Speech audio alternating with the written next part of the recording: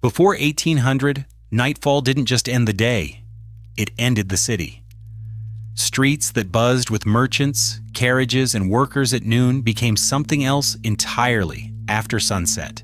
No lamps, no signals, no guarantee that the person walking toward you had any business being there. London, New York, Paris, the greatest cities in the world, went dark every single night. And in that darkness, a completely different economy ran. Thieves called it the Black Hours. It wasn't slang, it was a schedule. City governments knew the problem. They'd known it for centuries. The solution they landed on, before gas, before electricity, before anything remotely modern, was to make it someone else's problem. In 17th century Paris, an ordinance required residents to hang lanterns outside their windows on dark nights. Not a suggestion, a legal obligation. If you lived on a street and failed to hang your lantern, you could be fined. The result was exactly as uneven as you'd expect. Wealthy neighborhoods glowed. Poor ones didn't, and the line between them was visible from a distance every single night. That was the starting point. Not innovation, obligation. Not infrastructure, blame shifted to individuals. Everything that came after was an attempt to fix what that system got wrong. The first city in the world to light its streets with gas was London. The year was 1807. A German entrepreneur named Friedrich Albert Winzer, who had anglicized his name to Frederick Winzer, stood on Pall Mall and demonstrated something nobody had seen before at that scale. A row of gas lamps burning simultaneously along a public street. It wasn't just light, it was consistent light, predictable, renewable. Not dependent on someone remembering to hang a lantern or a candle burning down after 3 hours. The crowd that gathered to watch reportedly fell silent. Gas lighting worked by piping coal gas through underground mains directly to lamp posts above ground. A lamplighter, an actual human job that would employ thousands across major cities for decades, would walk the route each evening with a long pole, opening the valve and touching flame to the jet. Same route, same time, every night. By 1823, London had over 40,000 gas lamps. Paris followed, then New York, then every city that could afford to dig the infrastructure and lay the pipe. But here's what changed that nobody talks about. Crime statistics in gas-lit streets dropped measurably within years of installation, not because criminals reformed, because darkness, actual physical darkness, had been one of their primary tools. Remove it, and the math changes. The lamplighter became one of the most recognizable figures in any 19th century city. Children knew their route. Residents set watches by their arrival. And when the job eventually disappeared, replaced by timers, and then by electricity, almost nobody noticed until it was already gone. The first electric streetlights were not the warm glow people imagine. They were arc lamps, 2 carbon electrodes with an electric current jumping between them. And they produced a light so intensely bright and so harshly blue-white that early demonstrations caused complaints rather than celebration. A Paris installation in 1878 was described by one observer as moonlight manufactured in a factory. That sounds like a compliment. It wasn't entirely meant as one. Arc lamps had real problems. They were loud, a persistent hissing and crackling that accompanied the light. They burned through their carbon electrodes quickly and needed constant maintenance.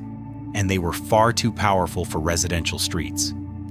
Designed for plazas, train stations, large public spaces, putting one outside someone's bedroom window wasn't illumination, it was an affliction.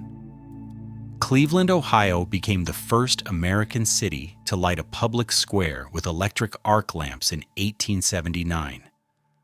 The demonstration worked. The technology scaled badly. What cities needed wasn't more power. It was controllable, consistent, distributed light. 1 lamp per block, not one lamp per district. That required something arc lamps couldn't deliver. It required Edison. And Edison required a different kind of argument entirely. Thomas Edison didn't just invent the light bulb, he invented the system around it. By 1882, Edison's Pearl Street station in Lower Manhattan was supplying electric current to 85 customers and 400 lamps within a 1-mile radius. It wasn't the brightest light available. Arc lamps were brighter. What it was manageable, steady, scalable. The kind of light you could put inside a glass globe on top of a cast iron post and leave running reliably for hours, without a lamplighter, without a gas main, without someone forgetting their obligation. City governments took notice for a specific reason: cost. Gas lighting required constant fuel. It required lamplighters on payroll. It required maintenance of underground pipe systems that corroded, leaked, and occasionally exploded. Electric lighting, once the infrastructure was in place, was cheaper to run per lumen than gas within a decade of widespread adoption. But the transition wasn't clean. Gas companies had investors. They had lobbyists. They had city contracts that didn't expire just because a better technology arrived. In some American cities, the fight between gas and electric street lighting stretched into the early 1900s. Not because electric light was inferior, but because the people profiting from gaslight had every incentive to delay.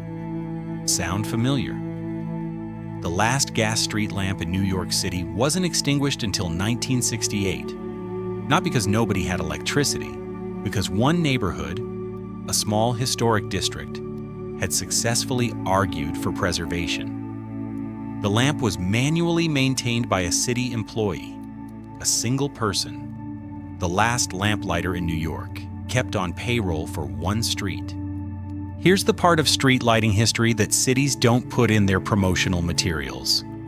From the beginning, the distribution of street lighting was not neutral. It followed money, it followed political influence, it followed race. In American cities, throughout the late 19th and early 20th century, the pattern was consistent. Downtown commercial districts and wealthy residential neighborhoods received lighting infrastructure first. Working-class neighborhoods received it years later. Black neighborhoods and segregated cities often last, sometimes never, during the era of gas lighting. This wasn't incidental. Street lighting required city budget allocation. Budget allocation required political representation. Political representation in cities where black residents were systematically excluded from the ballot or from city council seats meant their neighborhoods were consistently deprioritized. The consequences were not abstract. Unlit streets meant higher rates of traffic accidents after dark, higher rates of street crime, lower property values, which then justified further neglect as low-priority areas. It was a self-reinforcing loop built into infrastructure, invisible to anyone who didn't live inside it.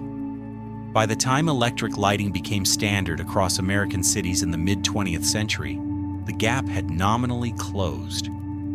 But the decades of difference, the years of darkness in neighborhoods that paid city taxes the same as everyone else, those don't appear in the official history of the light bulb. Today, there are approximately 300 million streetlights operating worldwide. The United States alone maintains around 45 million. The shift to LED over the past 2 decades has cut energy consumption for street lighting by roughly 50% in cities that have converted. That's not a small number. Street lighting in the U.S. costs municipalities an estimated $6 billion per year, even after LED adoption. Before the transition, it was closer to $12 billion. But LED conversion created a new problem nobody anticipated at scale: light pollution. Early LED streetlights were calibrated for maximum visibility, which meant they skewed toward the blue end of the spectrum, the same quality that made early arc lamps uncomfortable. Blue spectrum light at night suppresses melatonin production in humans. It disrupts bird migration patterns. It washes out the night sky in ways that older, warmer sodium vapor lamps did not. Cities are now, in some cases, reversing the LED choices they made a decade ago, dialing color temperature back toward amber, reducing intensity in residential areas, installing smart systems that dim automatically when streets are empty. The problem that Friedrich Winzer solved in 1807, how to light a public street consistently and affordably, is still being refined 2 centuries later. Every solution created a new set of trade-offs. Every trade-off created a new argument about who benefits and who pays. That's the actual history of street lighting. Not invention, then done. Invention, then negotiation, then politics, then unintended consequences, then adjustment. The lamppost outside your door is the result of all of that. You just never had to think about it. Until now.